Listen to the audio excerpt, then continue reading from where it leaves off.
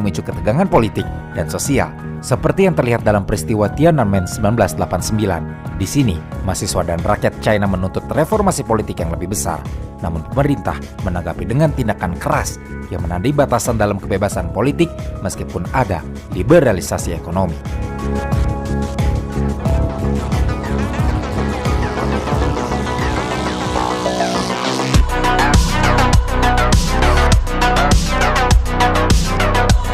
Pada akhir abad ke-20, China berada di persimpangan jalan. Setelah mengalami periode transformasi besar di bawah kepemimpinan Deng Xiaoping, negara ini siap untuk melangkah lebih jauh.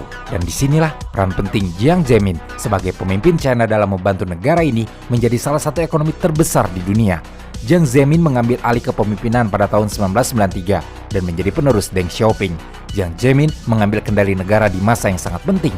Setelah China membuka pintu untuk reformasi dan keterbukaan pada era Deng Xiaoping, ekonomi China mulai menunjukkan potensi besar.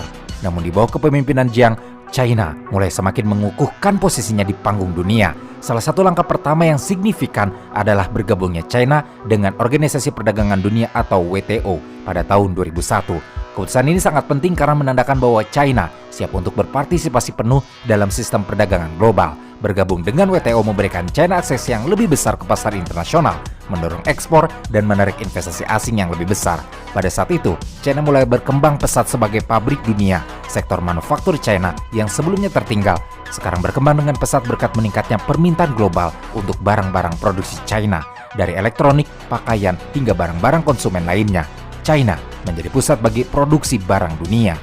Selain membuka pasar internasional, Jiang Zemin juga fokus pada peningkatan infrastruktur dalam negeri.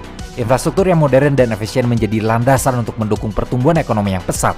Di bawah kepemimpinan Jiang, China mulai membangun dan memperluas jaringan transportasi, mulai dari pelabuhan-pelabuhan besar, bandara internasional, hingga sistem kereta api cepat yang menghubungkan berbagai kota besar.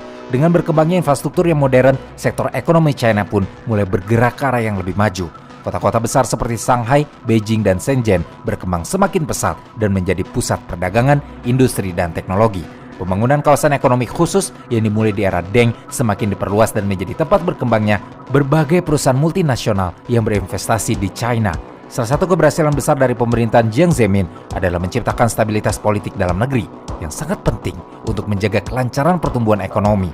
Setelah tahun 1989 yang penuh gejolak dengan peristiwa Tiananmen yang mengganggu stabilitas politik, Jiang berhasil mengembalikan stabilitas politik yang diperlukan untuk mendorong reformasi dan pertumbuhan ekonomi.